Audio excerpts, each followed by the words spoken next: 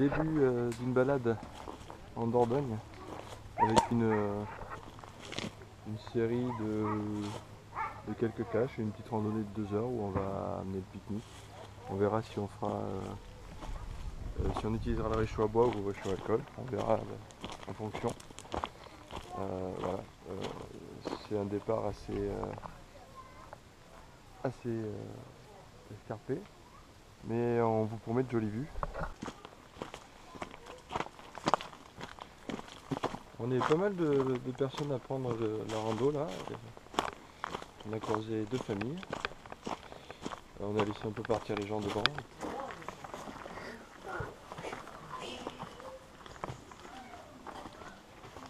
Ça c'est un ancien moulin.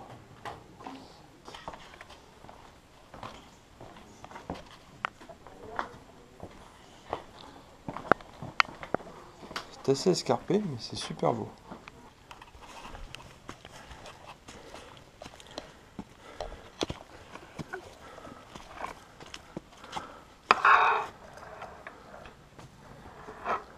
Superbe vue.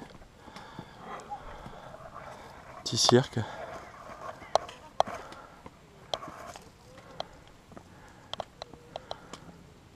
Il n'y a plus grand monde là, déjà les gens se sont arrêtés pas mal sur le chemin. On se retrouve plus que 4. Donc c'est beaucoup plus calme.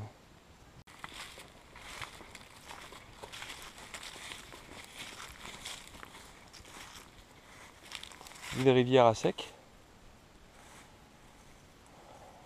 Un endroit sympa pour pique-niquer. Donc on va s'installer là.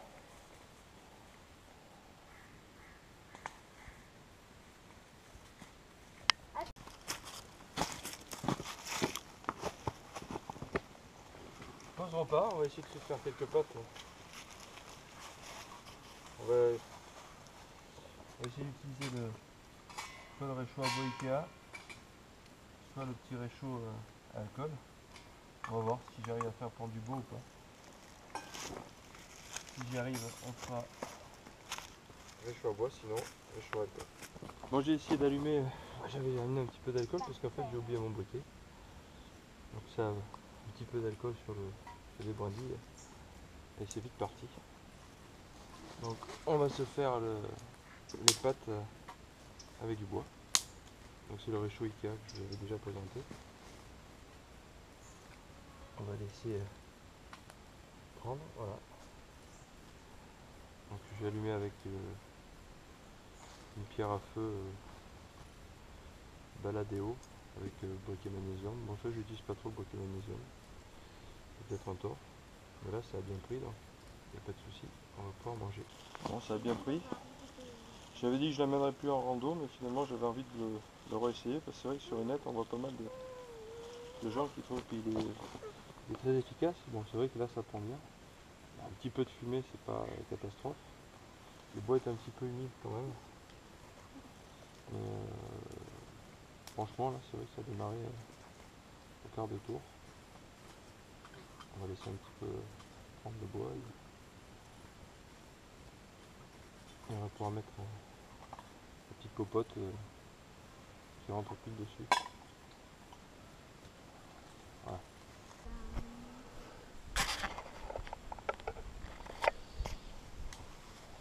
Ben là voilà, c'est en train de chauffer. Donc, ce que j'ai rajouté en fait, je sais pas si je peux l'attraper encore. Voilà. J'ai rajouté dessus, ça fait une petite grille. En fait c'est une grille de lavabo. Et je me suis dit que c'était pas mal parce que ça salissait un peu moins la popote et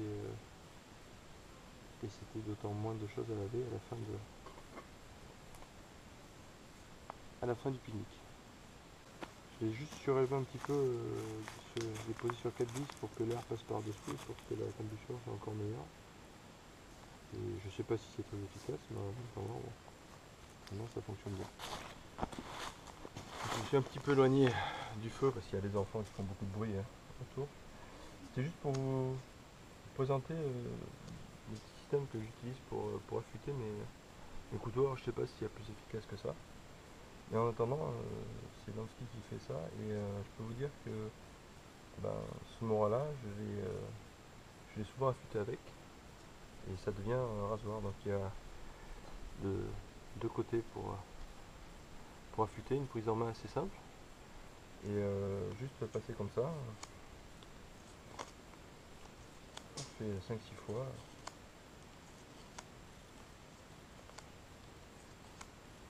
Après je passe de l'autre côté, alors je sais pas si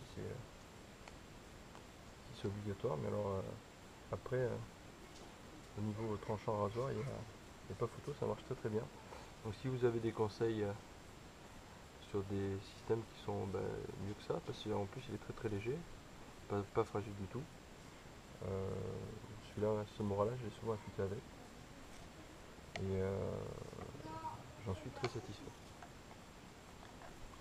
Je vais retourner voir le feu, voir s'il est au bout pour pouvoir mettre les pattes. On va vérifier. Mais voilà. Le bout, j'ai pas vérifié le temps, mais c'est vraiment super rapide. Donc on a pris le luxe de prendre des pâtes 7 minutes et pas 3 minutes, et c'est un peu plus dedans à manger. Voilà, hop, hop.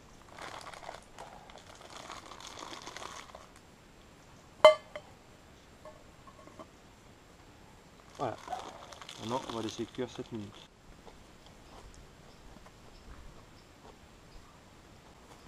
Bon, les pâtes sont cuites. J'ai vraiment pas eu besoin de beaucoup de bois pour faire cuire ces pâtes. En même temps c'est une petite popote. D'habitude on utilise une plus grande.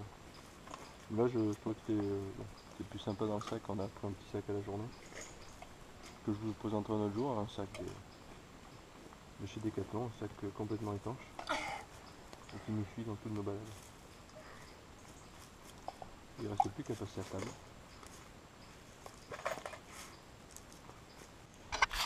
Bon résultat, bon, la popote est peut-être un peu moins sale.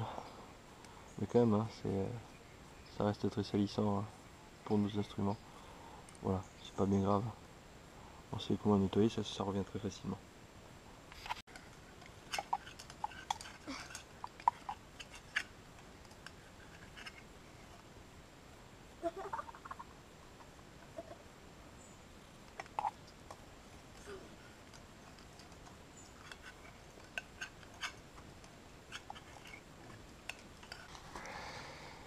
Nous sommes repartis, vu de l'endroit où on a fait le pique-nique. Bien sûr, on n'a laissé aucune trace, comme d'habitude. C'est indispensable si on veut pouvoir continuer à faire ça le plus longtemps possible.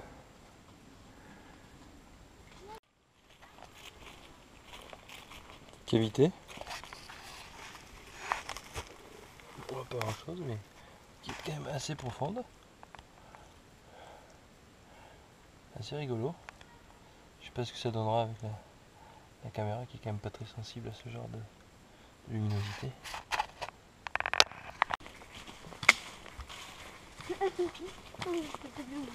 Notre falaise.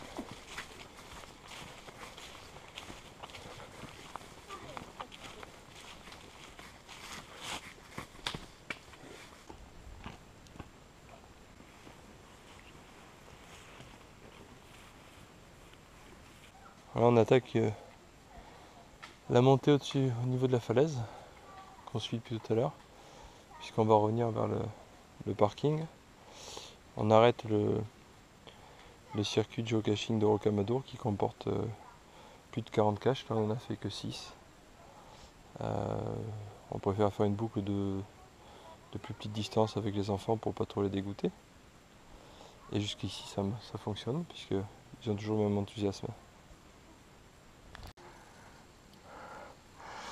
On a attaqué la montée, donc c'est un peu plus raide que tout à l'heure, hein. C'était plat puisqu'on était au fond des gorges. Là, on commence à voir se dessiner le sommet. J'espère qu'on le verra bien sur la caméra.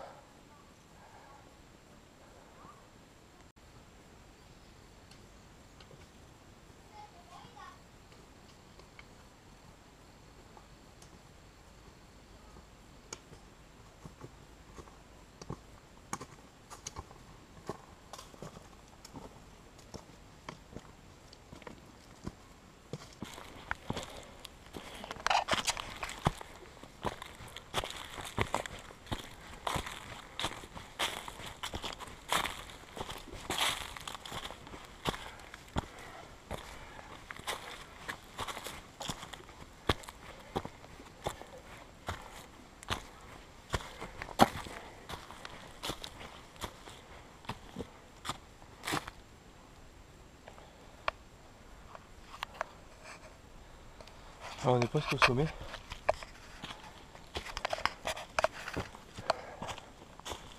C'est vraiment très très joli. Le passage est très étroit. Mais bon, ça vaut le coup.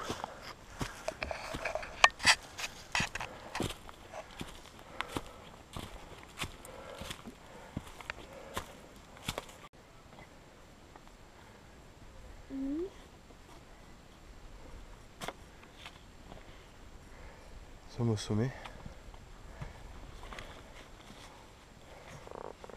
Très escarpé.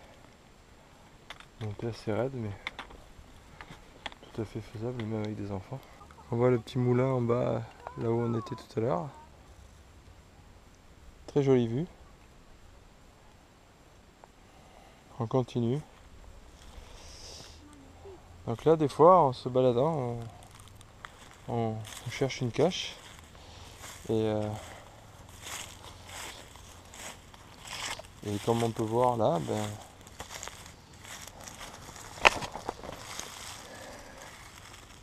hein, cache ingénieuse avec la boîte dedans, cachée.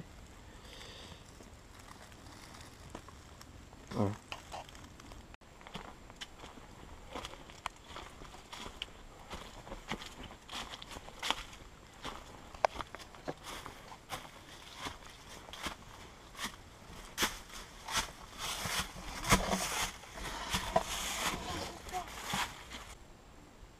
On fait une bonne balade de tout le long du canyon.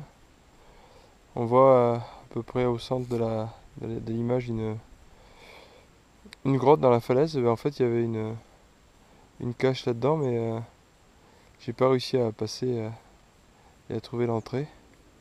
Donc là depuis ici je vois bien qu'il fallait là où il fallait passer en fait, il fallait descendre plus bas que la grotte et remonter après dedans.